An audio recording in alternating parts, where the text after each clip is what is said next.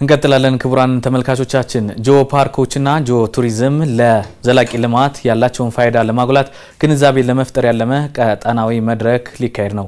ዩኔስኮ ዓለም አቀፍ ጂኦ ፓርኮችና ጂኦ ቱሪዝም ለዘላቂ ልማት ያላቸው ሚና በሚል መሪ ቃል የሚዘጋጀው ወርክሾፕ ከግንቦት 4 ቀን እስከ 5 2017 ዓ.ም በአዲስ አበባ ከተማ ይካሄዳል። ሁነቱን ቱሪዝም ሚኒስቴርና ዩኔስኮ በጋራ አዘጋጅተውታል።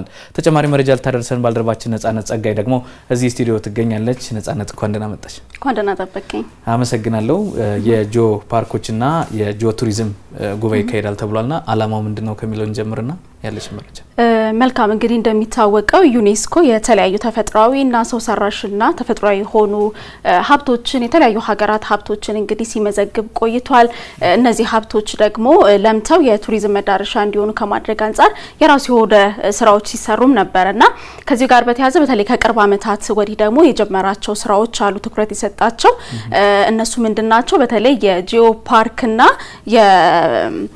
ጂኦሎጂ ስፍራዎችን እንዲሁም ጥሩ ደስ የሚሉ የመልክዓ ምድራዊ አቀማመጦች ጋር በተያያዘ እነዚህ ለምተው የቱሪዝም መስህብ እንዲሆኑ ህዝቦች እንዲሁም ሀገራትም ተጠቃሚ እንዲሆኑ ከማድረግ አንፃር እንግዲህ አሁን በቅርብ እየሰራቸው ያሉ ስራዎች አሉ። ከዚህ ጋር በተያያዘ ነው እንግዲህ በአዲስ አበባ በቀጣዮቹ ቀናቶች እዚሁ ለ3 ቀን የሚደረግ ሁነት አለ። ያ ሁነት የኢትዮጵያ ቱሪዝም ሚኒስቴርና ዩኔስኮ በጋራ ያዘጋጁት ነው። የቱሪዝም ሚኒስትሯ ሰላማዊት ካሳ ጋዜጣዊ መግለጫ ሰጥተው ነበር። እንግዲህ በዚህ ጋዜጣዊ መግለጫቸው እንደተናገሩት ኢትዮጵያ ለማመን የሚከብዱ እጅግ በርካታ የጂኦሎጂ ስፍራዎችና ሀብቶች አሏት። አስደናቂ መልክዓ ምድራዊ አቀማመጥ ካላቸው ስፍራዎች ባለቤት ከሆኑ ሀገራት መካከል አንዷ ናትና በእነዚህ ስፍራዎች መጠቀም አለባት ማልማት አለባትና እነዚህ ደግሞ ህዝብን ይጠቅማሉ።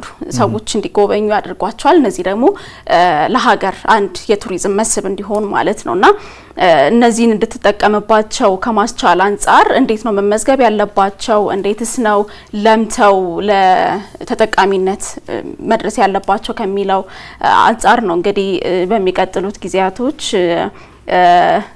ግንቦት 4 እና 5 እዚህ አዲስ አበባ ከተማ ውስጥ በሚዘጋጀው ሁነት ላይ የሚለው ማለት ነውና እነዚህ ሀብቶች በአግባቡ ለይቶ ጠብቆና ዘላቂና ማህበራዊ ኢኮኖሚያዊ ጥቅሞችን ልማት በመዋል እንግዲህ በጉዳዩ ላይ በቂ ግንዛቤ ለመፍጠር ያለመ ነው። ይህ ወርክሾፕ በርካታ ታዳሚዎች ይገኛሉ ተብሎ ይጠበቃል። ከ100 በላይ ማለት ነው። ከ10 ሀገራት የተውጣጡ ናቸው በዚህ ወርክሾፕ የሚሳተፉት። እንግዲህ የወርክሾፕ ዋና ዓላማ ቀደም ሲል ለተገለጸው በጂኦ ፓርክና በጂኦ ቱሪዝም ላይ ባለድርሻ አካላት ግንዛቤ እንዲኖራቸው ከማድረግ አቅማቸውን በማጠናከርም በኢትዮጵያ እንዲሁም ደግሞ በሌሎች የምስራቅ አፍሪካ ሀገራት የግሎባል ጂኦ ፓርክስ ፕሮጀክቶችን ለማስጀመር የሚያስችል መነቃቃት ለመፍጠር ያለመ ነው። ሌላው ከዚህ በተጨማሪ ሁነቱ ካዘጋጃቸው ዓላማዎች መካከል በዩኔስኮ የግሎባል ጂኦ ፓርክስ ጽንሰ ሀሳቦች አሰራሮችና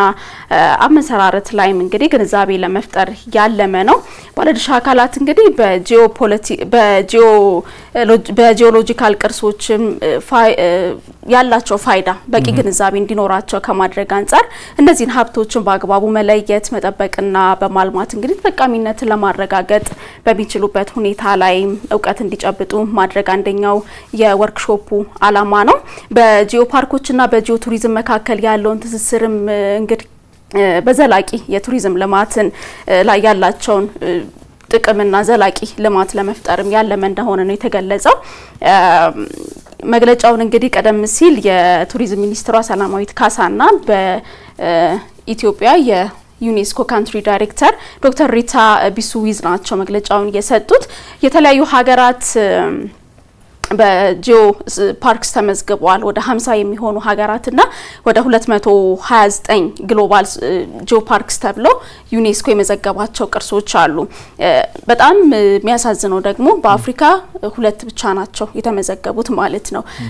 እንግዲህ እንደሚታወቀው አፍሪካ ኢትዮጵያን ጨምሮ በርካታ እንደዚህ የጂኦ ፓርክስ ወይም ደግሞ ጂኦሎጂካል አቀማመጥ የመልክዓ ምድራዊ አቀማመጥ ካለባቸው ሀገሮች መካከል ሀገሮች የሚገኙበት ነው የአፍሪካ አህጉር ነገር ግን በሚፈለገው ልክ ደግሞ እየተመዘገበ አይደለምና እነዚህ ለምተው ለቱሪዝም መስህብ እንዲሆኑ ከማድረግ አንፃር እንግዲህ የራሱ አስተዋጽኦ ይኖራል ተብሎ ይጠበቃል በቀጣዮቹ ቀናቶች በእነዚህ ቀናቶች ውስጥ እንግዲህ በርካታ ስራዎችን ይሰራሉ ከ10 ሀገራት የተውጣጡ የሥራ ኃላፊዎች የክልሎችና የፌደራል የሥራ ኃላፊዎች ይገኛሉ ተብሎ ይጠበቃል በተለይ ደግሞ የተለያዩ የምርምር ስራዎችን የሚሰሩ ዩኒቨርሲቲዎችም የዘርፉ ማህበራት ተወካዮችም ይታደማሉ ተብሎ ነው የሚጠበቀው እንግዲህ የተመረጡ የጂኦሎጂ ቅርሶች በተለይ ደግሞ የጢያ ትክል ድንጋዮችና የመልካዋ ቆንትሬ እነሱንም